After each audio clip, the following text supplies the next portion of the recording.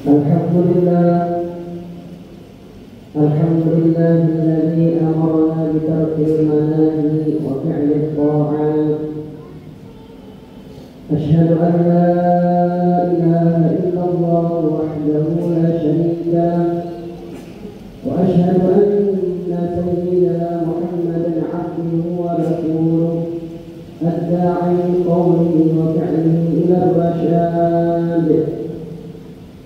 اللهم صل وسلم على سيدنا محمد وعلى آله وأصحابه الهادين بالصواب، وعلى التابعين لهم بإحسان إلى يوم المآب. أما بعد، فيا أيها المسلمون اتقوا الله حق تقاته ولا تموتن إلا وأنتم مسلمون. وقد قال الله تعالى في كتابه الكريم: أعوذ بالله من الشيطان الرجيم. اليوم نختم على أفواههم وتكلمنا أيديهم وتشهد أرجلهم بما كانوا يكسبون. معاشر المسلمين jamaah salat Jumat rahimakumullah, marilah kita bersama-sama meningkatkan ketakwaan kita kepada Allah Subhanahu wa taala. Karena takwa itu landasan hidup dan landasan berpikir, serta jalan keluar yang akan menyelamatkan kita dari jalan kesesatan. Kita sadari atau tidak bahwa jalan pengabdian kepada Allah Subhanahu wa taala adalah banyak halangan dan rintangannya yang menjerumuskan kita ke arah perbuatan yang dimurkai Allah Subhanahu wa taala. Tetapi sebaliknya, perbuatan yang mengingkari pengabdian kepada Allah Subhanahu wa taala seolah-olah luas terbentang, sangat mudah dilalui. Oleh sebab itu, marilah kita hadapkan diri kita kepada Allah Tuhan Rabbul Izzati sebagai sumpah bagi kita. Inna salati wa nusuki wa mahyaya wa mamati lillahi rabbil alamin. Sesungguhnya salatku, ibadahku, hidup dan matiku hanya untuk berbakti kepada Allah Subhanahu wa taala semesta alam. Ma'asyiral muslimin, jamaah rahimakumullah. Sejarah hoax atau kabar palsu bisa dikatakan sebuah sejarah awal-awal diciptakannya manusia. Kita barangkali akrab dengan cerita Nabi Adam alaihissalam yang diciptakan oleh Allah Subhanahu wa taala sebagai khalifah. Melalui anugerah ilmu, Allah memuliakan Nabi Adam alaihissalam di atas malaikat dan iblis. Kemuliaan itu ditandai dengan perintahnya Allah kepada para malaikat dan iblis untuk bersujud atau hormat kepada Nabi Adam alaihissalam. Ketika itu semua patut bersujud kecuali iblis yang sombong, dan dari sinilah permusuhan iblis dan manusia dimulai, termasuk munculnya pertama kali hoax dari iblis kepada manusia.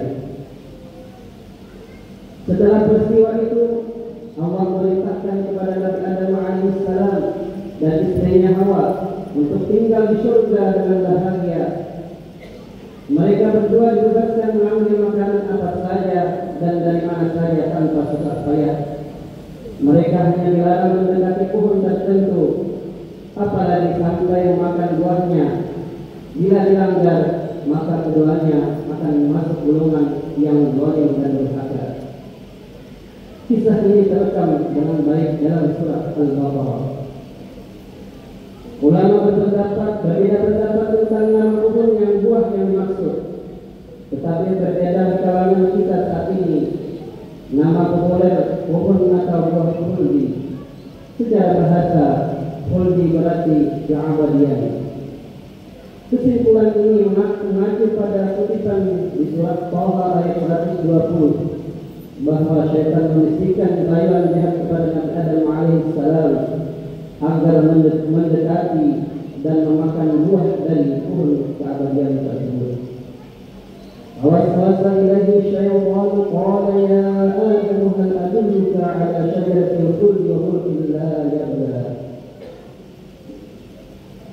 Yang artinya kemudian syaitan membisikkan pikiran jahat kepadanya dengan berkata, wahai Adam, maukah aku tunjukkan kepadamu pohon keabadian atau khuldi dan kerajaan yang tidak akan binasa. Iblis menggoda Nabi Adam alaihissalam dan Hawa dengan sebuah pohon yang digambarkan akan memberikan efek kehidupan abadi, juga kekuasaan yang berlangsung langgeng.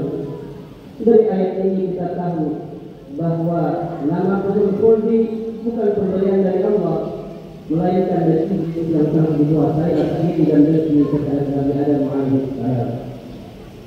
Dalam surah Al-A'raf ayat 20 juga dijelaskan bagaimana kata-kata iblis dalam merayu mereka berdua. Tuhan melarang kamu berdua mendekati pohon ini lantaran tidak ingin melihat kalian menjadi malaikat yang dan kekal, terus menerima nikmat yang tanpa terputus di dalam surga. Iblis menggoda keduanya agar melanggar perintah Allah Subhanahu wa Ta'ala sehingga pakaian mereka terlepas dan auratnya terlihat. Ma'asyiral muslimin, jamaah Jumat rahimakumullah. Apa yang dihembuskan oleh iblis kepada Nabi Adam alaihissalam dan Hawa adalah hoax. Informasi tersebut memang tampak manis dan menjanjikan, tetapi sesungguhnya dusta dan palsu. Kenapa dusta dan palsu? Karena pada kenyataannya setelah memakan pohon itu didekati dan pohon dimakan, yang ada justru semuanya dikeluarkan dari surga.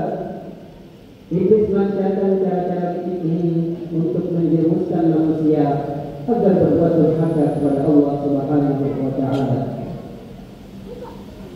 Ibnu Ashur dalam kitab tafsirnya At-Tahrir wa At-Tanwir menjelaskan bahwa nama indah pohon keabadian sengaja diciptakan iblis untuk mengundang daya tarik serta mengelabui manusia yang memang punya kecenderungan untuk bisa hidup lama.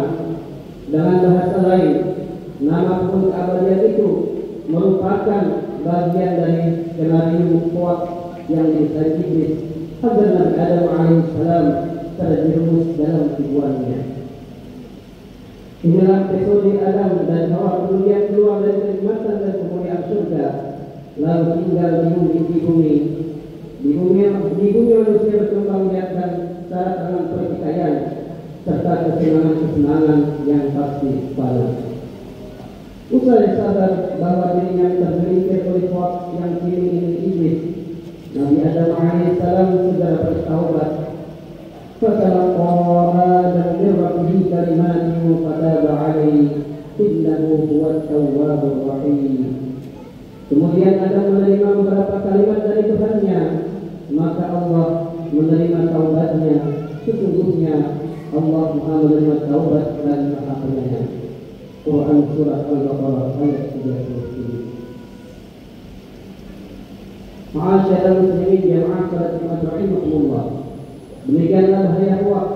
Ia lebih dari sekedar mengelabui pengetahuan, melainkan juga menurunkan kemuliaan manusia. Beda hoax dengan kabar keliru biasa atau yang tidak sengaja terletak pada niatan-niatan buruk yang mendorongnya. Dan itulah yang dilakukan oleh iblis kepada manusia pertama.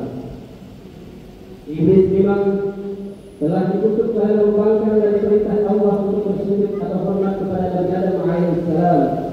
Namun, sebagaimana terungkapkan dalam surah Al-A'raf ayat 14 sampai 17, iblis telah meminta kesempatan kepada Allah untuk bisa hidup sampai hari kebangkitan, dan Allah mengabulkan permintaannya. Selanjutnya iblis bersumpah akan menyesatkan kepada Nabi Adam alaihissalam. Ia bertekad akan memalingkan manusia dari jalan kebenaran dengan menggunakan segala cara. Tidak aneh jika perbuatan seperti seperti menyebar hoax masih kita temui hingga sekarang, bahkan mungkin sampai hari kiamat datang. Ini adalah buah kerja keras iblis dalam menggoda manusia agar menempuh jalan yang sesat. Ma'asyiral muslimin, jamaah salat Jumat rahimakumullah. Islam sangat peduli dalam kejujuran dan kebenaran. Agama luhur ini mengajarkan tiap orang yang menerima kabar dari sumber yang tidak jelas untuk melakukan tabayun atau klarifikasi. Pastikan berita yang diterima benar-benar akurat. Setelah diyakini akurat pun, tidak serta-merta langsung melibatkannya lagi. Sebelum benar-benar yakin akan berdampak maslahat, minimal tidak menimbulkan mudarat. Di era media sosial yang sangat bebas ini, peluang untuk berbuat salah pun semakin luas. Kebebasan yang tak terkendali bisa jadi tidak membawa berkah, malah menjadi musibah bagi pemiliknya.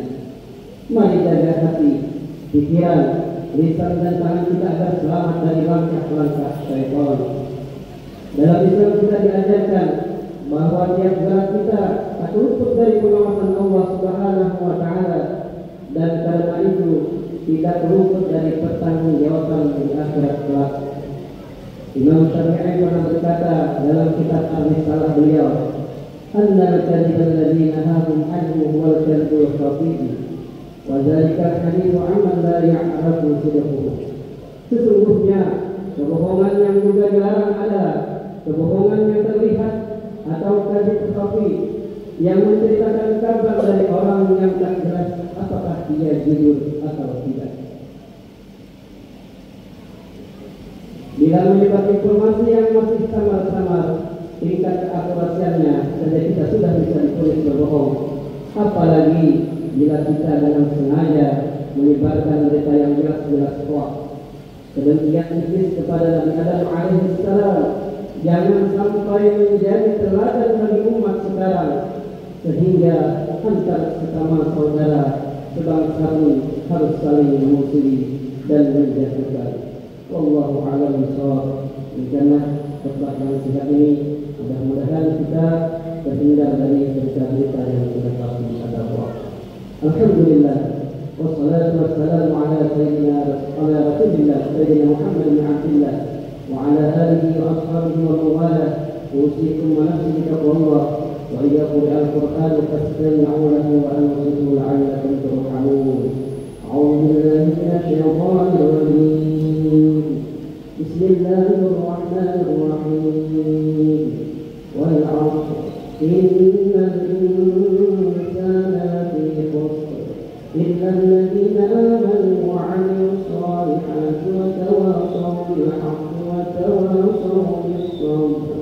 بارك الله لي ولكم في القرآن العظيم ونفعني وإياكم بما فيه من الآيات والذكر الحكيم وتقبل منا ومنكم تلاوته إنه هو السميع العليم. أقول قولي هذا وأستغفر الله العظيم لي ولكم ولسائر المسلمين والمسلمات والمؤمنين والمؤمنات فاستغفروه إنه هو الغفور الرحيم.